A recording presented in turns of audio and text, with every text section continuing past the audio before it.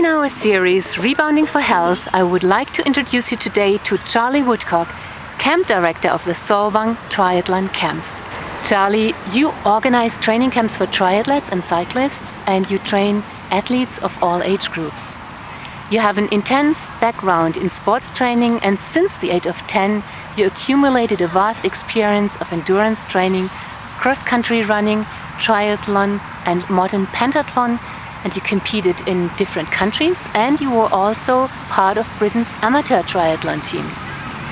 And then something happened which brought your athletic days to a halt. When was that and what happened? Well, it was about 6 years ago. I have always been, as you said, very athletic, doing lots of different sports. Was always slightly injury prone, but always managed to overcome those injuries. But about 6 years ago, it got to the point where I couldn't, and I was getting a lot of joint pain, a lot of muscle soreness, some inflammation throughout my body, and just really struggling. Really, certainly racing was out the window. Training was very minimal at that, and it was a bit of a cave-in, and didn't know exactly what was going on, but had some issues to sort out. Could you still run at that time? No, running was out, which really is my absolute favourite. Running was out. I could ride my bike a little bit, but it got to be that whereas I'd spend hours normally, I would maybe do a 2-hour ride, and then it got to be an hour ride, and then it got to be just a half-hour ride, and just having a lot of issues with legs and my back, and not so happy. What did the doctor say at that time? So the doctors had a small knee surgery, which didn't really help.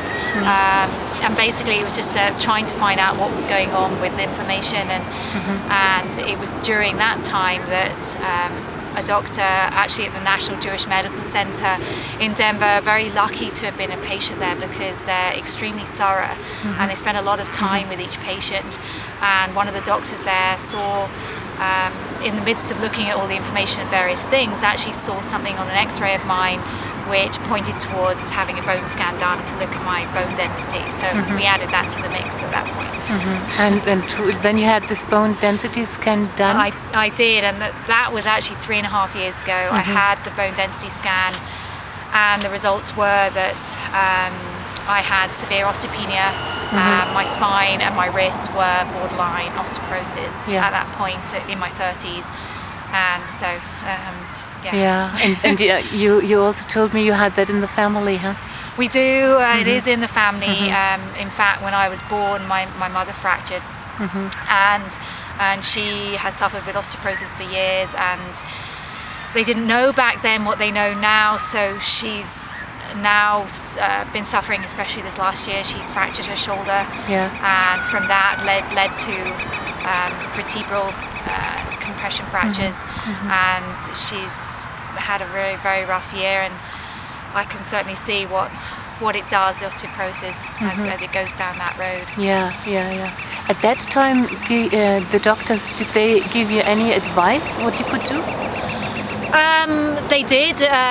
Basically, at that point, because I was in my 30s, and they said they didn't want to put me on the osteoporosis drugs because they didn't know the long-term effects of them. And so from there, it was a case of, okay, take your calcium, magnesium regularly, and weight bear. You've got to do some weight-bearing activity. And they said, we're going to address this again in 2 years. And then, could you do weight-bearing exercises? Well, that was one of the problems. And this has been one of the problems with some of the inflammation and some of the joint issues I've been having, is that for the years preceding up to that, I haven't been able to do weight-bearing, and as I left there, I thought to myself, I don't know how I'm going to do this, because it's something I've been really struggling with. And as I left there, the doctor, they're just so great there, but she said, very caring, and she said, don't fall on the ice. And the whole way home in the car, I repeated it to myself and thought, wow, I don't really, am I really that fragile? And it really took a lot for it to hit home, to think, because you don't feel it. It's the silent danger, the silent disease. The silent disease. And what did you do then?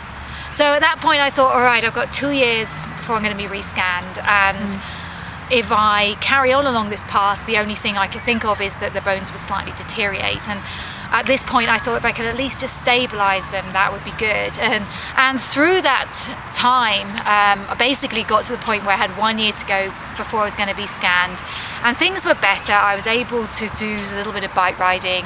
The inflammation was definitely down. I was still struggling some, but on the whole better. But there was a piece missing, and the piece missing was the weight-bearing activity. It still wasn't being addressed, and I know through my background in sport and through physiology that it's a key part of trying to turn that around with the osteopenia. So I tried to walk. And the difficulty I have is I have Baker's cyst behind my knees, and so if I walk for any extended period of time, extended meaning it was half an hour, it was down to at that point 15 minutes, they seize up behind, and so I struggled to walk. So running was out, the walking was difficult, and I felt like I just wasn't doing enough with that. So that's when I started to do some research. And I found online that people were saying that if you bounce on a rebounder, that it can help improve bone density. I didn't find a lot of scientific research that they've done, a lot of heavy studies, but nevertheless I did find this. And the key thing for me was, I still think, could my bones do this? Could the joints do this?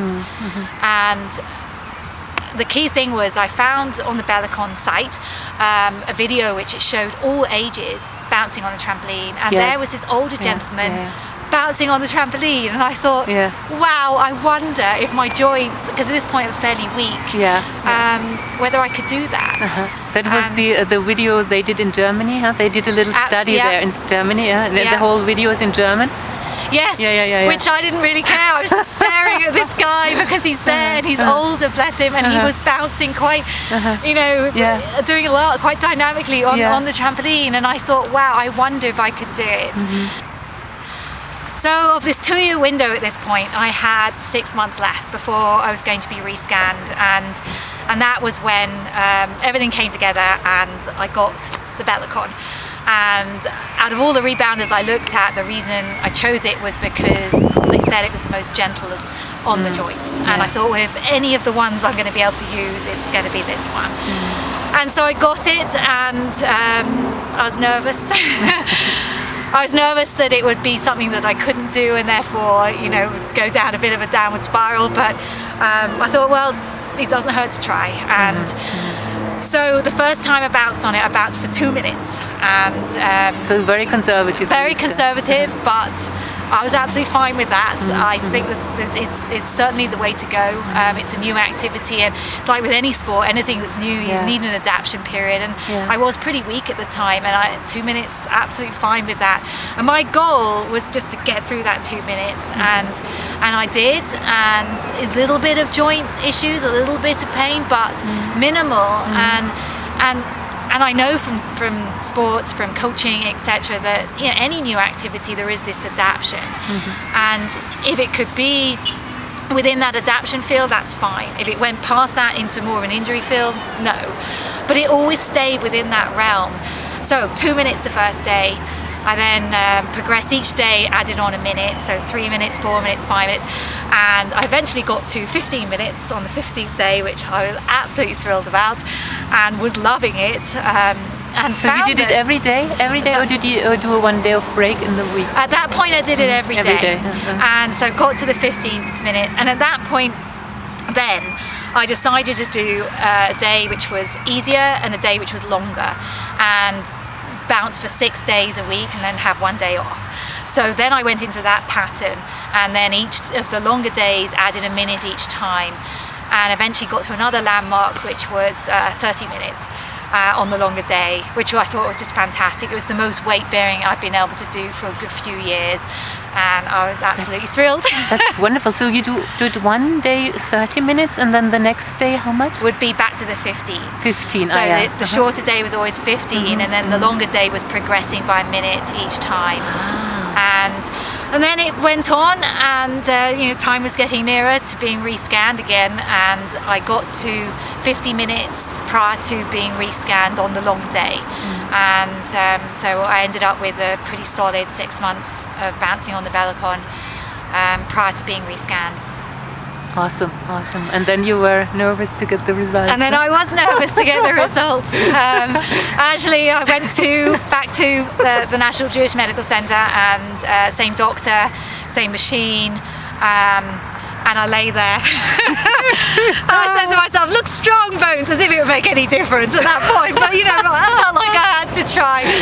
And as I was leaving, the technician was fantastic, and he knew I was anxious with the results, and he said to you, the doctor will send you results. I said, yeah, I know.